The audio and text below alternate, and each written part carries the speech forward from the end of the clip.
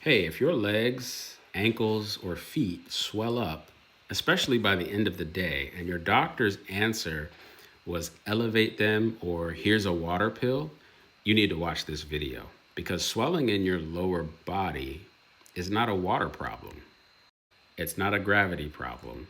And the solution is not a diuretic. Your body is telling you something much deeper is going wrong, and nobody is reading the signal. I'm going to give you 5 steps to fix this, and not one of them involves a prescription. My name is Joel. I'm a registered nurse and a naturopathic practitioner, and over 20 years in the ICU and emergency room, I've seen thousands of patients with swollen legs, and I've watched the same thing happen every single time. Doctor prescribes a diuretic, the swelling goes down temporarily, the patient comes back even worse because nobody addressed why the fluid was pooling in the first place. You see, a diuretic forces your kidneys to dump water. That's it. It doesn't ask why the water's there. It doesn't fix the drainage system. It's like mopping the floor while the faucet is still running. The question your doctor should be asking, and almost never does, is why has your body lost its ability to move fluid out of your tissues? That's the question this video is going to answer. So here's what most people don't understand. You have two circulatory systems, not one, two. The first one, and that's your cardiovascular system. Heart pumps blood through your arteries and your veins. We all learned about that one in school. But the second one nobody really talks about, and that is your lymphatic system. It sits right below your skin.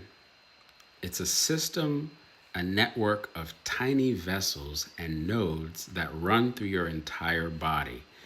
And its job is to collect waste, to collect excess fluids, toxins, dead cells from your tissues, and move them out. But here's the critical difference. Your cardiovascular system has a pump, which is your heart. But your lymphatic system does not have a pump. Zero. It relies entirely on one thing: your movement. So when you move, your muscles contract and squeeze lymph fluid through your vessels. When you don't move, when you sit all day, when you're sedentary, when you're bedridden, that fluid stagnates and it pools in your legs, in your ankles, in your feet. That's not a water problem, that's a drainage problem. And a water pill does not fix the drainage system. Only you can do that. I'm not talking about exercise. I'm not talking about the gym. I'm not talking about anything crazy. I'm talking about walking. 15 to 20 minutes every day, preferably in the morning and outside in the sunlight. But walking is the single most effective lymphatic pump for your lower body. Every step you take, your calf muscles contract and squeeze lymph fluid upward against gravity. That's why your legs swell by evening and feel better in the morning. Lying down allows gravity-free drainage. Walking does the same thing while you're vertical. So if your mobility is limited, even seated ankle circles, toe raises, calf pumps from a chair make a big difference. The fluid responds to any type of muscular contraction, but walking is king. And do it in the morning sunlight if you can. Like I said, you get the lymphatic pump and a cortisol reset at the same time. 2 problems, 1 walk. Step number 2, hydrate between meals. This sounds counterintuitive. You're swollen with fluid, so why drink more water, right? But because dehydration doesn't mean not enough water in your body, it means not enough water in the right places. When you're chronically dehydrated, your body holds on to fluid in your tissues as a survival mechanism. It's hoarding fluid, not overflowing. So proper hydration, especially between meals, signals your body that there's enough incoming supply to let go of stored fluid. So your kidneys will start filtering properly. Your lymph will start flowing. Aim for about half your body weight in ounces every day. Warm or room temperature water is best, not ice cold. Cold water constricts the vessels you're trying to open. Step 3, cut the sodium, but not the way that you think. You see, sodium matters, but here's what most people get wrong. It's not the salt shaker, it's the processed food. A single can of soup can have up to 900 milligrams of sodium. A frozen dinner, 1,200. A fast food meal, 2,000 or more milligrams of sodium. So your kidneys can handle natural sodium from whole foods, but they can't handle that avalanche of sodium hiding in packages, cans, and boxes. When sodium overwhelms your kidneys, water follows sodium. That's basic physiology. Water moves into your tissues and your legs swell.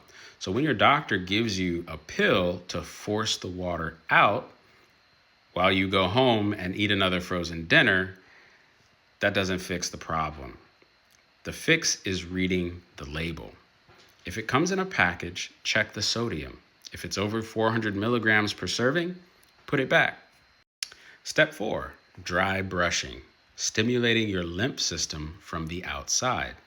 This is ancient. Cultures across Africa, Asia, and Europe have practiced dry brushing for centuries. Modern medicine largely ignores it. Your lymphatic system doesn't care about that debate, though. It responds to mechanical stimulation. Get a natural bristle brush. I did know how to speak once. They're $5. Before your shower, brush your dry skin in long strokes, always moving towards your heart. Start at your feet, sweep upward, your legs, your thigh, your belly, your arms, always towards your heart. That's the direction your lymph flows. This does 3 things. It stimulates lymph movement through the superficial vessels right below your skin. It improves your blood circulation, and it opens your pores so your skin is able to start eliminating more toxins. So you're literally helping your body take out the trash.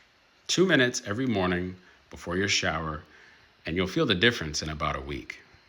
And step number 5, legs up the wall 10 minutes before bed. That's the last step, and it's simple. Every night before bed, lay on your back, put your legs straight up against the wall, 90 degrees, and stay there for about 10 minutes. This is called an inversion. Gravity, the same force that pulled the fluid in your legs all day, now works in the reverse. The fluid drains from your ankles and feet back toward your core where your lymph nodes can process it. In the ICU, we would elevate patients' legs all the time for this exact reason. It's not a home remedy, it's a clinical practice. We just never teach patients to do it for themselves at home. So combine this with deep belly breathing while you're inverted and inhale 4 counts, exhale 6 counts. That diaphragm movement creates a pumping action that pulls lymph from your lower body into your thoracic duct. So you're breathing yourself into better drainage. But I know this is a lot of information. Just save this video, send it to someone with swollen ankles. They've probably been told just to take a water pill and elevate. They deserve better than that. But let me recap what you've got. Walking pumps the lymph, hydration stops the hoarding, cutting hidden sodium removes the trigger, dry brushing stimulates drainage from outside, legs up the wall lets gravity do the work at night. And remember, genetics writes the recipe, but lifestyle bakes the cake. My name's Joel. Be your own doctor.